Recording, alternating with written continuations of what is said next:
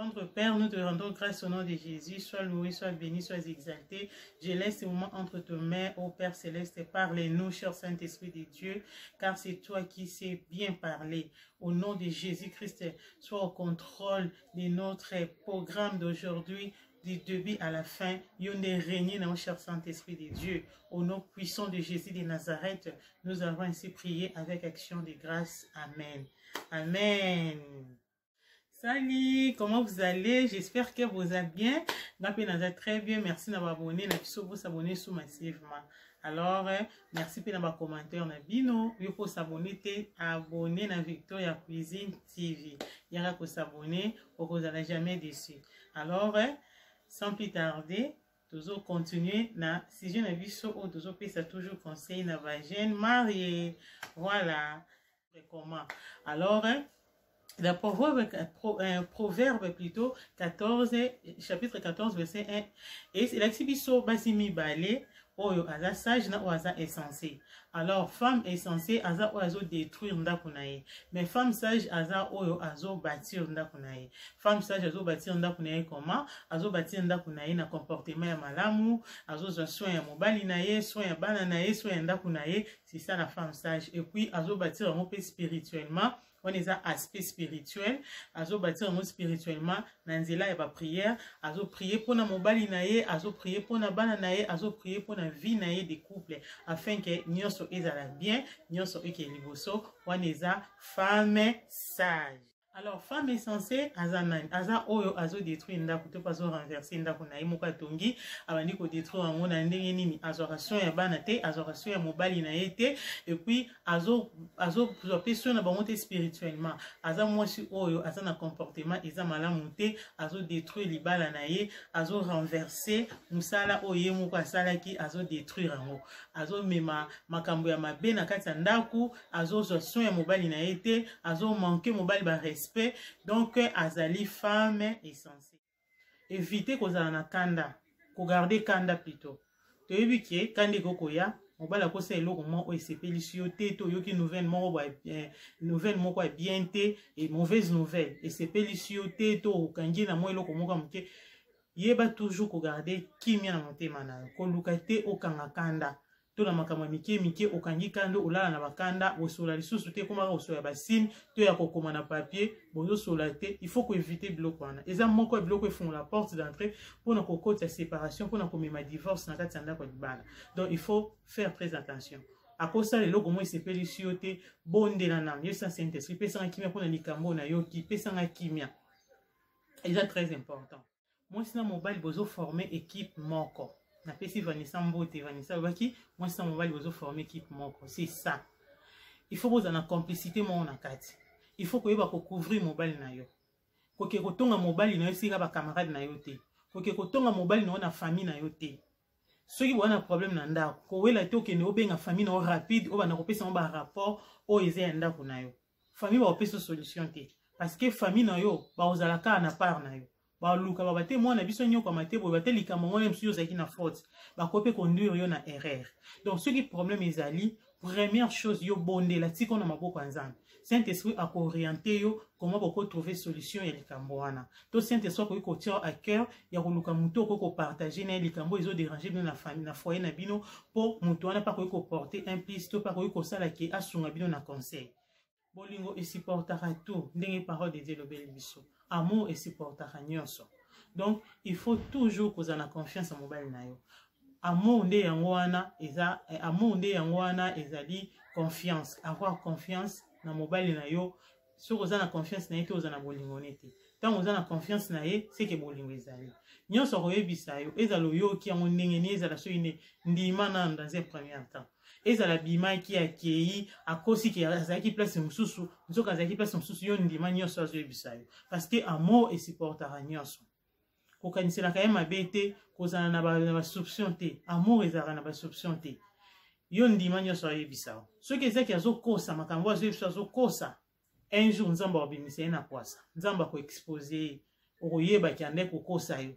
Mais yo kozala noti na ba soupçon ayebisi yo boyo zo ndima te se kozaki kabo se kozaki to okomo kanisele mabe non bolingo ekanisela mabete yo zalaka na bolingo ne soka lobi azaki place bo ndima kaka mais soka kosa nzambe moko obimisa polele parce que yo ondimi ko supporter ondimi ko linga mais ya zo koso nzambe obimisa polele siko tozolo bela aspect spirituel na prière na bino yandaku donc il faut poser un système ya ko prier ko ça la culte familial ceux qui osaka yo na mobali na yo comme mariage jamais esika vous priez bino mibale osali ke vous priez moi avant vous priez bino mibale et sili au libéré ya ki olala yo tikali pour na ko arranger ndaku ko kanga ba porte ba fenêtre ni to lobaki mais ceux qui bozana bana il faut poser un système ya culte familial.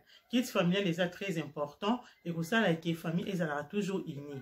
Pour ça la prière ensemble yona bana na mobali na yo bo prier bo libérer bana baki ko lala yo tikali ko lala sima mobali no pa ki ko lala yo ko rejoindre ye muto sima. Donc il faut pour ça la culte familial est très important pour la famille. C'est très important. Et ça là qui épargne bino na ba danger et belé pe famille na bino est toujours unie. Kilanda-ku, muto alala muta suka e batu nyonso eza mwasi. Peut-être yo jeune fille au koti libala sika, peut-être tant vous pas ma parents au balali na nuté na mobali na yo ozana no ba fiancé et pas na bino bande ko lala ernye solingi wande ko lala na yo muta ko déranger yo te olali. Mais ye bango nanda kwa libala yonde okolala mutu ya suka ya batu nyonso mobali akende alali déjà mais yo il faut tikala. O tikala pourquoi? Il faut contrôler ndako. Est-ce que la porte est carrément bien? On s'assurer ce qui va fenêtre est carrément la porte, nous sommes en ordre, cuisine est bien arrangée, salon bien, au bon ici nous sommes peut-être aux anabana bana bako ba sakana qui va pousser na sie ba baby si yo il faut ola la mutasuka pour arranger ba biloko bana ba baby si qui on nettoyer nous sommes bien, ceux qui au combattre mais au bon ici nous sommes en ordre après si manango OK ko matana mbetu au rejoindre mobali na yo. Si vous l'avez na mbetu, moi c'est mobile balala botala ni bo. Kopesa mobile mukongote. Kopesa mukongote. So yo ki panzi pasi olingi neti o changer position o senge permission. Ke chéri, donc ki panzi pasi nala na position mususu. So pour kokakola la mupanzi mususu wana te yebise déjà avant que chéri na kola la boye mupanzi ote na ola la boye eza na ndenge mabete. Donc il faut déjà ko prévenir ye. Pour nanda kalibala kopesa na mukongo eza na bien te. Il faut rotala. Akai que ceux qui ont un problème moko tozoka pasi nde okoki kosenga ye po olala mpanzi mususu.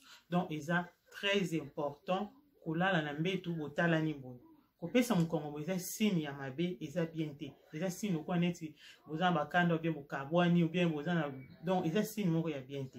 Donc il faut kolala ozotala mobali na yo bolali boye. So lingo baluka osengi permission. Dans le point mususu awa, il faut que yebaka pe ko contrôler bilamba ya mobali. Yo koti libala sika, koti kate mobali alata na ndenge na ye abimia ke non. Il faut que yebaka ko contrôler bilamba na ye o azolata.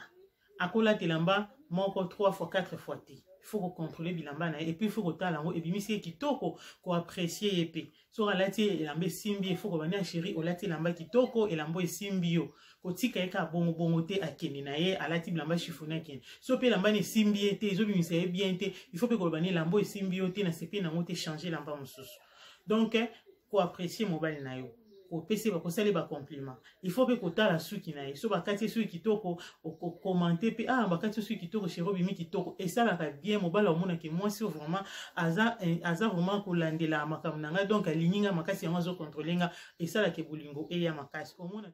Tozana un point mususu eza koyeba toujours koloba na mobali na yo bonjour. Ceux qui bolali bolamu kitongo etani quoi que bolala ki mbetu moko yo mwasi il faut toujours koyeba koloba mobali na yo bonjour. Eza très important. Ko saluer mobali na yo bonjour chérie, olali ndenge nini, olali bien, ndenge soit tolobaka hola, que tal bonus dia. Donc tout a dormi c'est bien. Donc c'est ça. Alors oyebara toujours pour pese bonjour na tongo tango alamuki eza très important. Ceux qui a aki musala tango ko zonga yeba ko yambaye ko pese bonsoir ko tunaye comment journée na elekaki comment journée na eleki na niveau musala ko yeba ko tunaye biloko wana eza biloko moko oyo e kontaka pe etaka amour makasi libala na bino kozala toujours bien bozala toujours soudé. Donc, c'est très important que saluer mobile na otango bolamuki pe ko yambaye ko saluer tango azongi nanda. Voilà. To komi sikoyo na makambu ya kolia. il faut oyeba goût ya mobali na yo eza nini, alingaka biloko nini, il faut koyeba ngo. Il faut koyeba alinga kolia mingi nini. Soka liaka pondu mingi to pe madesu, il faut yeba kolamba ngo bien. Soka yeba kolamba ngo te luka kota na internet. Internet ezali babiloko eza kuna ba recette ndenge na ndenge eza comment on prépare les feuilles de manioc. Oyebima ba tableau wana to pe comment on prépare la haricot. Donc nyonso obima wana yekola ndenge balamba rango. Lamba on kitoko. Pour ceux qui veulent l'embangouter, bako ko inviter bino quelque part, boki ko quelque part ba inviter bino ali ko ngula balambi madesu kitoko yo lamba ngo bien te makasi mobali akodo ba ndeni abiloko balambi ngo bien ando lo banota ngo sonda ko intela yebo lamba tango zo ba ngo yeba ki zo ba no yo yebo lamba te. Alors et ça la bien te il faut na cuisine ozala makasi yeba ko lamba biloko o mobali na yo alingaka. Et ça très important. Respect. Tout ça le sur respect. Pour un toza nango ya respect, faut que respecter mobile. Ata problème eza ndenge nini. Ko beta mobile mbata te, ko coller te. Boluka terrain d'attente.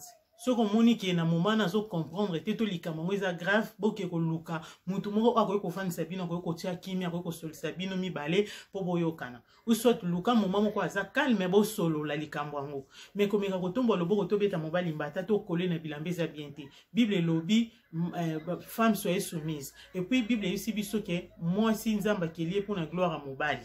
Donc il faut toujours que respecter mobali wa bali yo apesio valeur atio nanda kunaye. Donc il faut que respecter. Ata problème ezande ni boluka moyen nini obo ko sola pour résoudre problème wana. Ya on tobaki il faut pona option ya pardon. Il faut pardon et régner nanda kuna bino. Il faut yesu aza la base ya nanda kuna bino au mona ki makam nyoso bandoza na bino. Voilà, na nyoso tolobi awa eza juste kaka ba conseil comment okoki ko sala ba biloko na po libala na yo ewumela. Elinko lobate ke libala nde tolobi awa nyoso ozalaka bien non.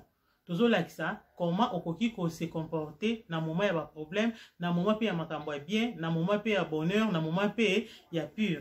Donc comment okoki ko se comporter. Mais yebango na kati libala minga ezali esengo pe ezali. Mais na makambo tolobi a eza ekosunga yo po tant makambo mabe ko ya, oyeba toujours ko résister, oyeba toujours ko continuer, oyeba toujours ko s'attacher na mobali na libala na yo po boka bonate. Donc, c'est très important. On va là, l'action comportement est véritable au Azakanango. Yo pour rien un comportement, non, mais nous sommes ceux qui bozo soit terrain d'attente. Et puis ceux qui nous ont basé base, il y a nous bozo prier ensemble, bozo ça ma communion ensemble. Et que ça là qui est, à tel comme grave, boye ba neni beaucoup soit solution, il y a les cambo. Voilà. Donc comme une souka ya mission na biso, ceux qui ont ces peli, ko bossa na te ko liker, ko fina cloche ya notification pour la vidéo na biso mususu etikali, puis yo s'abonner na Victoria Cuisine TV, na si la vidéo va commis abonner pour na bata français, ils en a couleur rouge na si la vidéo, au cliquer on s'abonner pour na bata espagnol souscribir, mais au pincher wana au souscribir c'est pour na bata anglais subscribe. Donc au foot en bon côté et au couteau et l'autre côté, facture et koyate donc c'est gratuit. Alors, nous avons pas bino, ndito monani, mikolo oyo.